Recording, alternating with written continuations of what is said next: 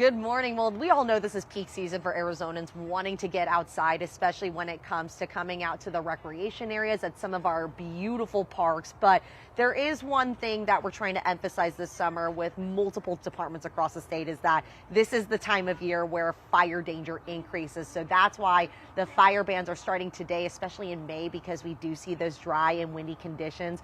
Rob here with Phoenix Fire is here to talk about how important following these fire bans are, because we are in that season where not only do the conditions not side with us if a spark goes off, but you guys are the ones ultimately responding to a lot of these areas in the city area. We are, well put, exactly. Right now, peak fire season, right? We didn't get a lot of rain. We're worried about the peak fire season.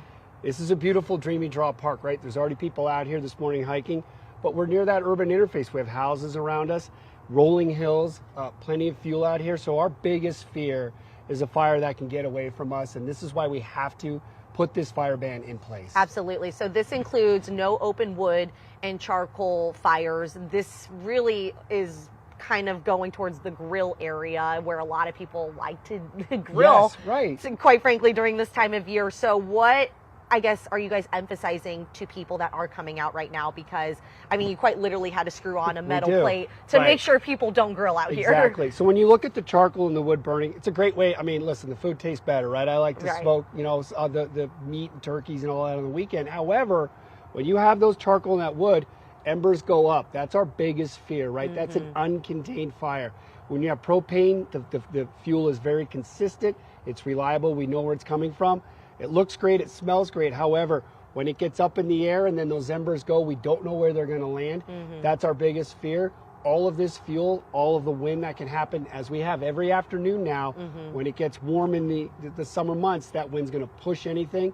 We don't know where it's going to land, and then we have a fire. Absolutely. So obviously we have heightened awareness, especially going into this time of year. Rob, thank you for explaining that. So again, we're going to emphasize, if you're trying to come out here at some of the parks like Dreamy Draw or even Camelback, there's tons of preserves throughout the county and city where this fire ban is in place. So that includes open wood, charcoal. You can use propane and gas grills, but that is only in the designated picnic areas. You can't just set up a grill wherever you please, because I think the one thing that the department also wants to emphasize is, with this increased risk with conditions and knowing that we have a ton of fuel right now when it comes to our vegetation, is that they really want to prevent something that happened in Los Angeles a few months ago. So we're going to talk more about that at 7:30, guys.